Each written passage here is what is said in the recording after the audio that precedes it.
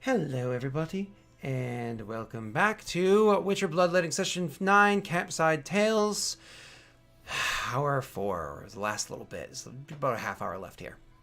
And just as a reminder, don't forget, an hour after the stream ends, we do go live over on twitch.tv/OllieRant, or OllieRant, if you want to pronounce it funny, and hang out while we play Ardent. So, moving forward.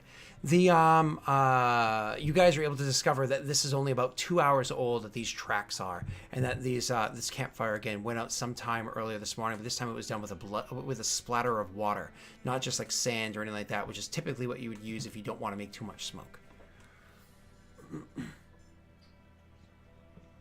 And everybody sits around awkwardly in silence.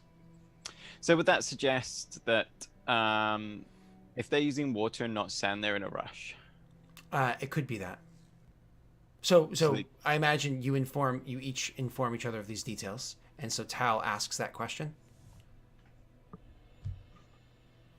Tal? Does he? So, you guys okay? If we, Yeah. they're just saying that thinking. if you use, well, previously on all these campsites, they've not used water What do you mean? to put out the campfire. It would create a lot more smoke. But this time they have.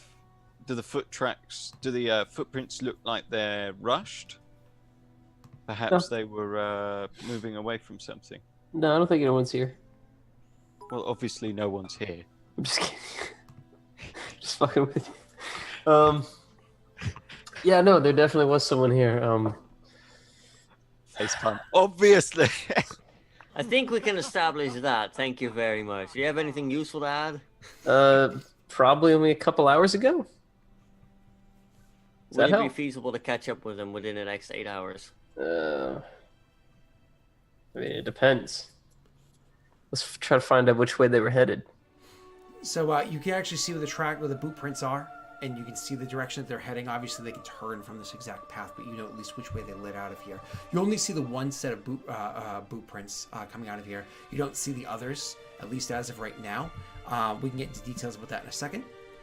You don't see any others as of right now, but continue with what you were saying. The boot print itself, can I have a look? Please.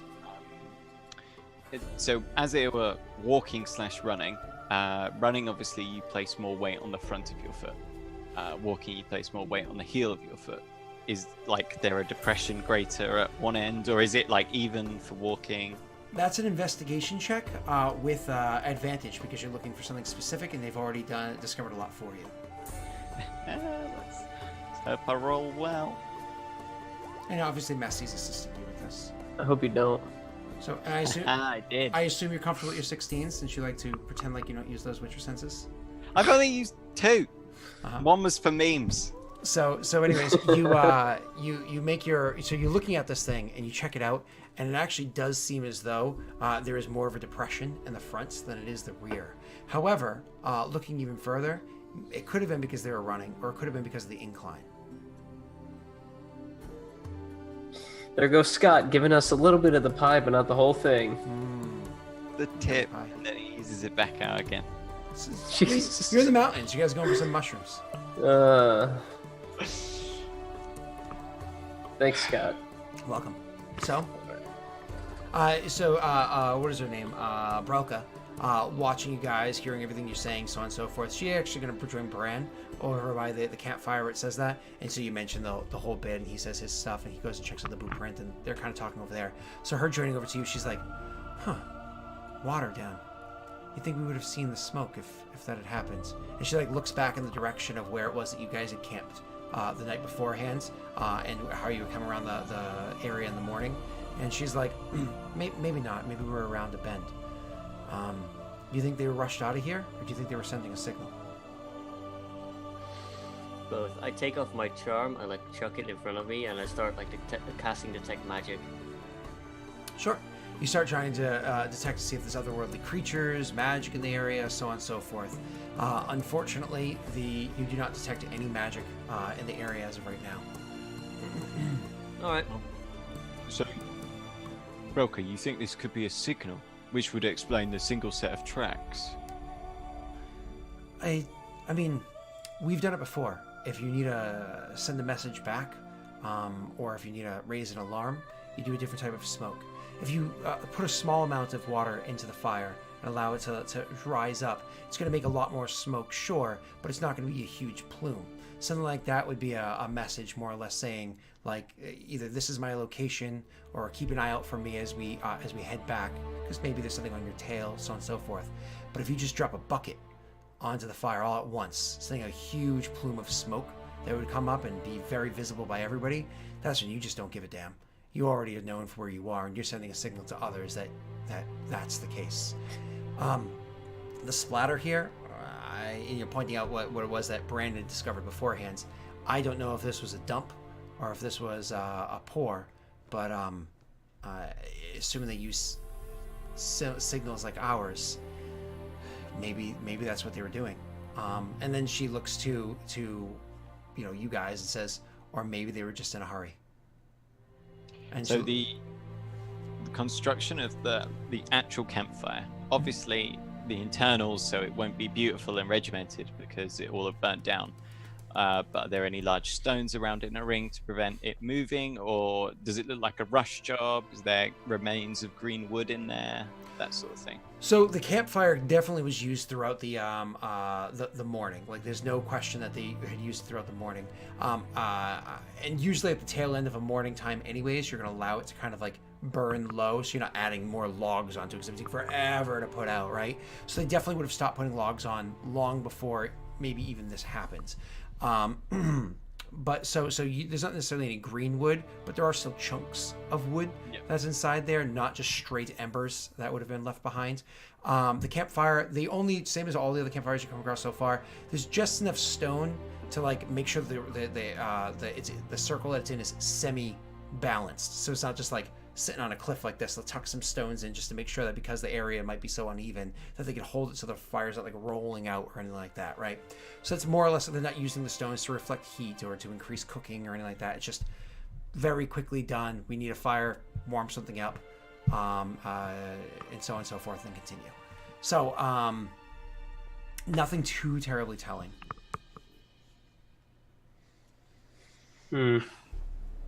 I would say at this point it's difficult to tell, but probably it's our best lead and we should try to follow it with some pace. But given the fact that we're not sure whether it could be a signal, it might also be worth following it quietly.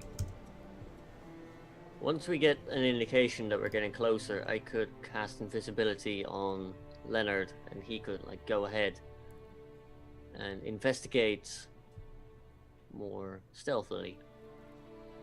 That's definitely an option. So we'd keep following this set of boot prints then for now. Mm-hmm. Assuming it's a lone person, we could ambush them and possibly extract information out of them first. What, like some kind of information syringe? There it is. Yeah, it's his dick. We'll fuck it out of him. Yeah, we'll just follow the trail. Cool. You wanted to like Stealthy? I guess I'll lead nice and slow, and then I think it would be wise to move at least with some stealth and caution. Yeah. Because this could just as equally be, I've got them following my trail, here's the smoke signal, get ready for the ambush. So as you guys are doing that and following this like pattern of movements out of the camp and following along the tracks, I mean, Brand had raised his guard and started looking about to where it is that others may be, otherworldly creatures, so on and so forth, and that lasts for some time. As he's continuing his investigation, because he's a suspicious sort in general, you start making your way out of camp. The spell is nearly its conclusion, about to trail off as you start making this trek. When you get a glimpse of something out of the corner of your eye, Bran, you actually swear you see an aura, not too terribly far away. Roll me a intelligence check for a second. Not save check. Okay. So, and the funny thing is, while you do see this creature off to the side, this aura off to the side over there, you quickly look to your Witcher friend that's with you and doesn't seem to be reacting. It's not like you can count every pace, but it does seem like the aura is just outside of the range where the medallion might be going off, where the medallion would give warning to it. What is causing this aura, you can't tell. It's obscured by the crags in the area. I suddenly start walking next to Leonard, and I just nudge him. It's like, Leonard, and I try to subtly nudge in the direction. It's like, over there. I don't see anything. Befriend. Detected an aura. Detected an aura. Here, and I'll take off my medallion and I'll hand it to him. So I mean, do you approach? Do you get closer? Yeah, if he hands me his medallion, I will get closer. Sure. So you my apologies. Excuse me. Well, the medallion will be going off when it's near you, right? Because are you holding the trinket right now? It work on non-witch. I would have handed you the trinket if we were gonna walk. Okay, we'll swap. Yeah. Do the magic to get it. No, that wouldn't make sense because then it would. Can you take both? I don't think I can take both. Why can't you take both? Why can't you take the trinket and my If medallion? I'm wearing the trinket, then my magic gets inhibited a bit. That's why I usually wear it all the time. Well, the medallion is just to see if you can find it. Well, yeah, but if I can see the aura, it's a lot easier to walk towards it. Let's be honest. That's true. For my sake, though, so I can see the medallion going off. I'll stop and I'll give you the medallion and say where. I just slowly start walking in that direction. So you guys are all walking in that direction. Maybe Tal isn't. Maybe Tal's caught up in conversation with Belka as they're moving forward. You just have a quick little whispered back and forth. Who's on first? And both of you guys can make your perception checks. Tal, I'll allow you to make one at disadvantage because you notice them walking in that direction, so you kind of follow your eyes over there too. Disadvantage for the other side. Wow. So we have some decent rolls that happened here, Neil. Yeah, we do. So you Bran, roll your 16. So as you're walking forward, you actually are able to see that what it is that's over there is moving quickly and quietly because you don't hear a thing. But the aura itself, like I said, the spell's at its tail end and it's fizzling out, so you actually see the aura kind of fading from your sight anyways. But you see just barely, I mean, we're talking the DC was a 15, you rolled a 16. You just barely see something move, right where one of the crags, one of the big rock formations against the rocky ground, right where the rock meets the ground, there's that corner little area that you can see through. You just barely see movement. Cut across that tiny little gap of space that you can see, moving even further from sights down and below and out of the way. The other two easily cannot see it; their view is completely obscured. But you just barely catch a glimpse of something moves over there, but you can't see what it was. Not even any detail. I misstep over there. Sure. So he's 20 feet up or whatever to stand 30 feet, at 30 feet. My apologies, to stand adjacent to this rock. So you do that and you misty step over and you look down. And what you actually see. You see, it's a bit hairy, but the shirt, the bit of a shirtless, hairy back of a man as he's making his way down the rocks, making almost impossible drops, dropping 6 feet, 6 feet, 4 feet at a time, 3 feet at a time, 4 feet at a time, doing these big drops down a way that you would never walk down to get to without planning your drop, and it would take a while, and doing so quickly, very swiftly, moving further from you. The first thing you see is again the shirtless, furry shoulders, hairy shoulders and back, but then your eyes fixate on the top of their head and you see horns that look all too familiar from a recent experience, though much smaller because this creature is also much smaller, not two sets but one. One set of horns coming up and bending back behind their head, not twirling or anything like that either. Fixating just a little bit further past that and seeing them as they're once again trying to drop and get out of sight, you see that their legs, at first you thought they were pants and maybe they were wearing furred trousers, but then you come to realize, no, with the way that those knees bend, the way that that fur is so intact and thorough, you don't think that those are are a person's legs that looks to be like goat's legs on this person. They're quickly dropping out of sight. You guys see Bran, looking in that direction, all of a sudden holding your medallion. Bran appears over by the rock that instantly catches your attention even more so there, Tal and Belkas. And so both of you guys like looking at Bran now as he's looking down at something else. Messy, maybe does Leonard rush forward or does he keep moving his pace? Yeah, I'll just watch. I'll observe. Okay. I'm not going to jump in action here. Not a problem. You go ahead there, boy, sir, boy. I'm gonna slowly walk back and describe to Leonard what I just saw. Because I'm not entirely sure. Sure. So, why'd you do that?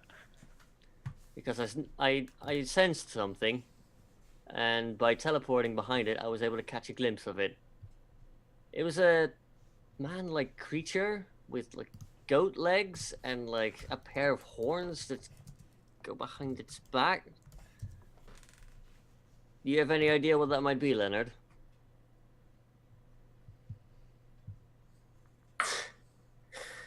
Could be the cause of the alarm. I don't remember the name of it. It's clearly It's a goblin, demon. isn't it? It's clearly a demon. It's got goat's legs and demon horns. You can roll me your check, sir, to see if you would know what it is. So usually it's a. Do you in real life know what it is called? No. Oh, okay. Then never mind. You can't bring your knowledge to the table. Yeah. That's I'm a perfectly fine bad with me. witcher. How dare you? Let's just ignore it, Bran, and continue on. Yeah, let's ignore creatures that are sneaking around us and might be It's trying to get the upper fine. hand. It's fine. Perhaps There's a lot of us. Perhaps we shouldn't ignore the demon. It's not a demon. Well, I mean, you say that, but you don't know what it is. You didn't catch a glimpse of it, so how do you know? Yeah, how do you know it's a demon? How big Well, was it? I'm coming up with a name. You're not. He How big couldn't- was it, Bran? He couldn't quite see, but it definitely had the shoulder width of a man's and the size of a man's head. But Did it look like he a couldn't see if big, it was taller? like a big fat guy? Like Talibus? Don't think it was quite that big. It's hard to tell, really, when I only catch a glimpse of it. It was dropping down in weird and unnatural ways that we would never do. So it wasn't like a troll or something? I don't think it was that big. It had a magical aura as well, So, which is how I noticed it in the first place. sounds like the perfect scapegoat for our killing of the witches, witch hunters. Aye. That it does, Look, doesn't if- it? I think we'll be all right. There's a lot of creatures in this area. Again, I haven't seen any contracts about them. I was just in town yesterday. I didn't see any big warnings or anything. I think we'll be all right. Okay, so you guys more or less choose to ignore the creature that was nearby and maybe observing you, and continue to follow the tracks. So, like I said, the I'll tracks hand are. him his medallion back, but I will keep like casting like detect magic constantly now because my guard is properly raised. So if you cast in detect magic, which I'm perfectly fine with you doing a spamming of that actually will negatively impact your ability to see like the tracks and whatnot, because more or That's less fine. if you Like have- they can handle the tracking. I'm here to like watch our backs now because there was something sneaking around. So when you cast detect magic, it's not like you only detect the auras of magic. Your whole perception of the world around you changes slightly. Things sound different, feel different, smell different, and so on and so forth. Because there is always a certain degree of magic that permeates everywhere, except for very few places where magic is just straight up dead. The Witcher world is known to have areas that are just rich with magic and so on. These are places where sorceresses and whatnot prefer to rest, and where they certainly like to do their rituals. Yeah, like radiation. Yeah, more or less. So you're always kind of picking up degrees of it, right? So this will negatively impact your ability to perceive other things, but not physical activities, just like perception abilities. So pushing on, you guys are going to continue to try to follow these tracks. Are we going to do one survival and one investigation, or just a double survival for advantage? This is You want advantage? Now you What's your survival? +5? 5. All right, we'll do double survival with advantage. So it's one of those times where it's somebody throwing a what's it called? The more or less the Witcher knowledge, or however the hell I called it in the That would have been bit. useful, yeah, but oh well. It's like, oh, I know so much about that creature. So 2 survivals, yeah? 2 survivals. If it's 2 survivals, is 1 with advantage. Do you want to do yours with advantage? No. It's yours with advantage. Yeah, there you go. Cool. It's 1 with advantage. There we go. Awesome. So So you guys the are following Witcher those sense. tracks, and because of the fact that you were able to find them, they were so new and so on and so forth, it's actually relatively easy to keep pace with them. You guys are pushing on, not trying to move too slowly. You're following tracks, which does slow you a bit, but you're not moving too terribly slowly. And actually, you come to realize with how quickly you close in on them, it's not like they're moving with incredible speed either. It looks like they're... maybe at first they're moving with speed, but they've slowed their pace.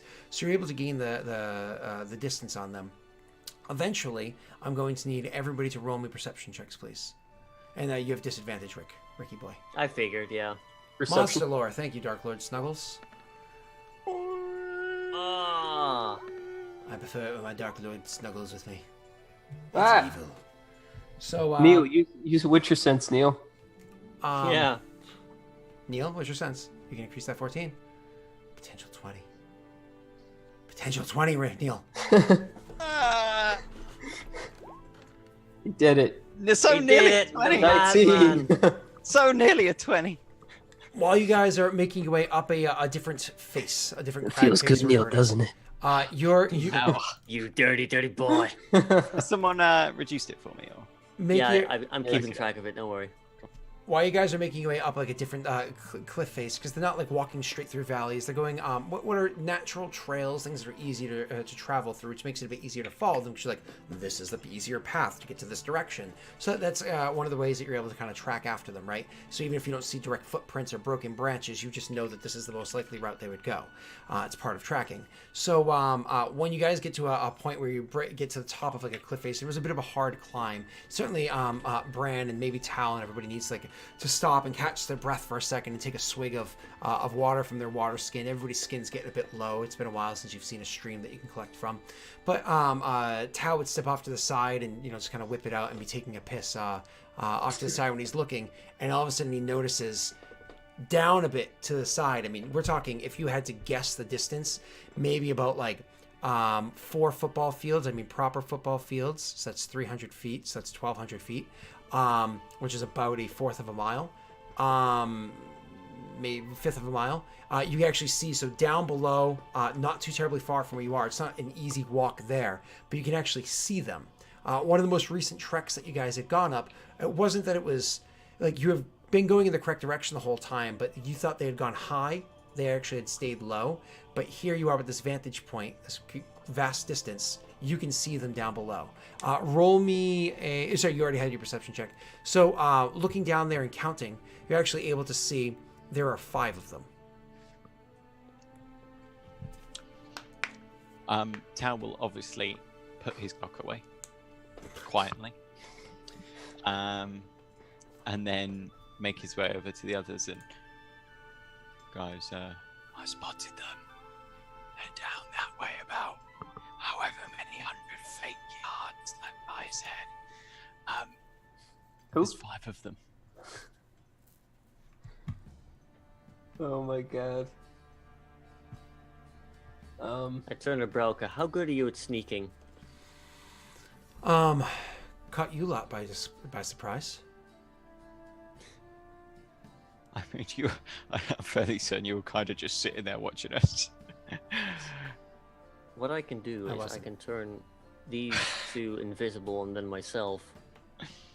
Far, like, they're 4 football fields away, but how far down? So like I said, that distance included the gap down. So away from you guys, probably about 200 feet, 300 feet over. But then there's that hard drop down from there.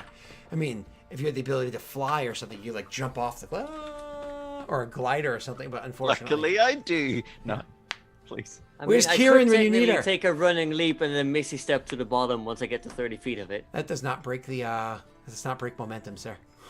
Have you ever played Portal? I haven't. Well, no. Right. So you step into the other space. How do you travel in that space? what do you mean?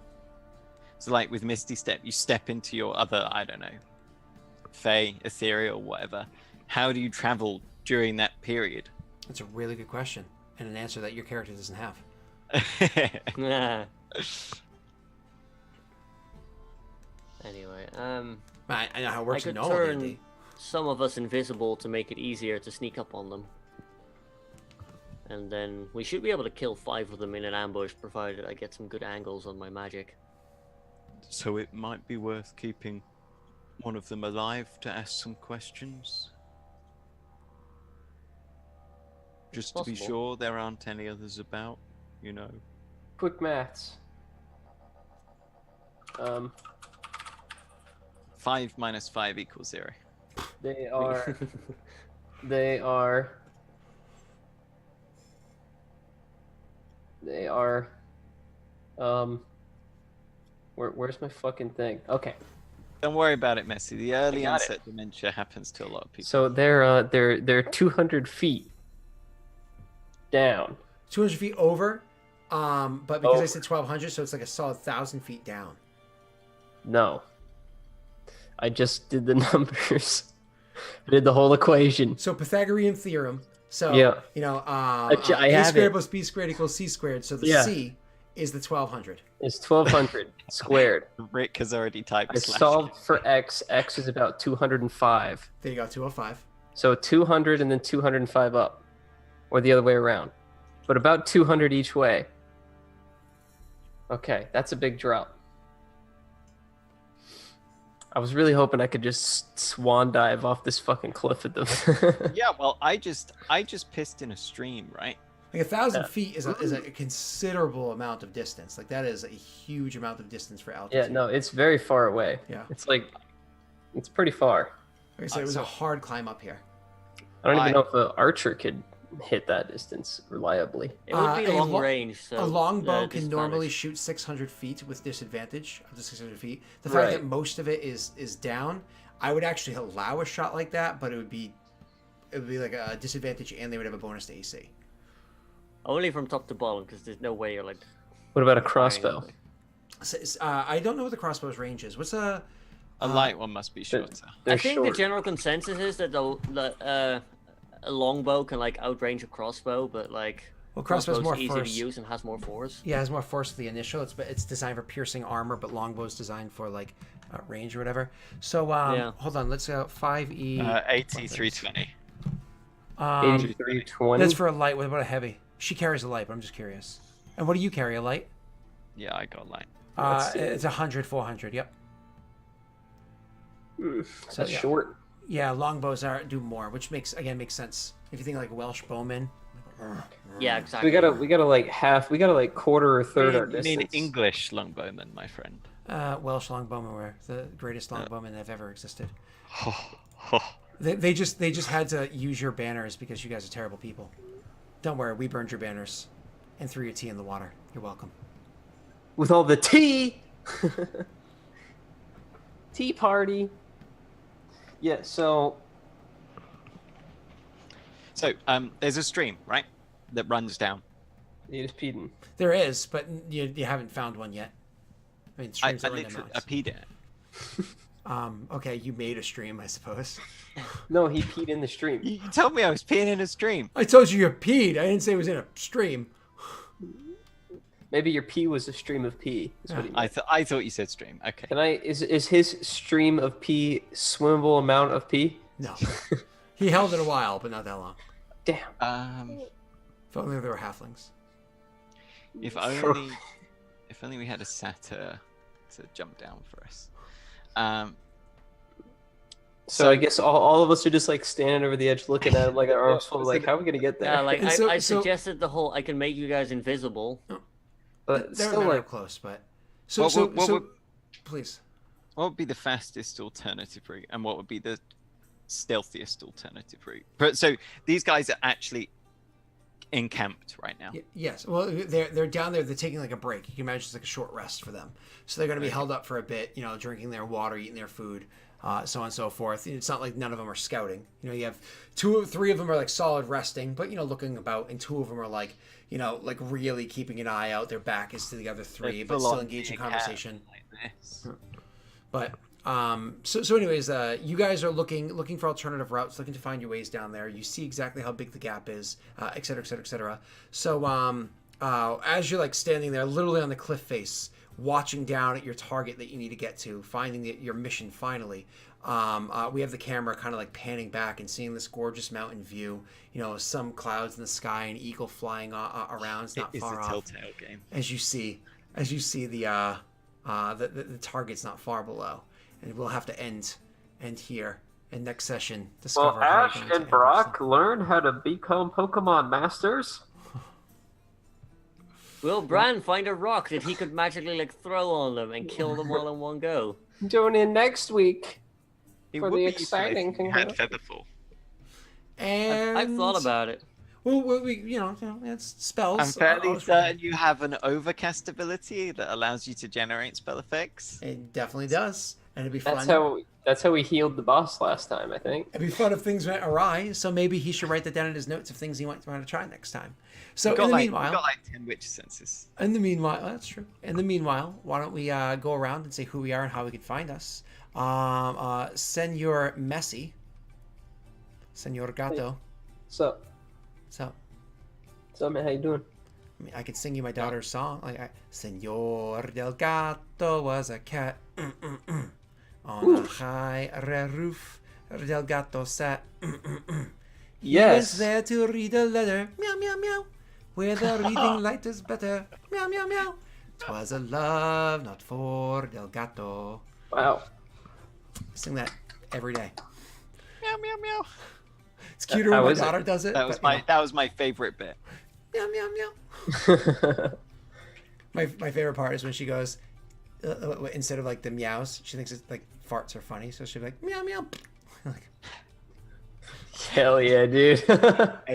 Messi, who are you? How can we find you before this gets any worse? Hey, my name's Messi _cat on Twitch. I stream stuff. I'm actually doing today's on days like today's on Wednesdays. I do your stream, and then afterwards, Wow. I know. And then afterwards, I do. I'm in a recording session with Minx, Doxy, and Bryce McQuaid. And today we're having Daco Games as a special guest, which is going to be really cool. But that video probably won't be out for a few more days. But you should check out Bryce, Doxy, and Minx because I'm in a bunch of their videos too. You should check that out. Awesome. Thanks. And yeah. Sorry, I was going to say something else, but never mind. I'll shut my mouth and move on. Derp, who are you?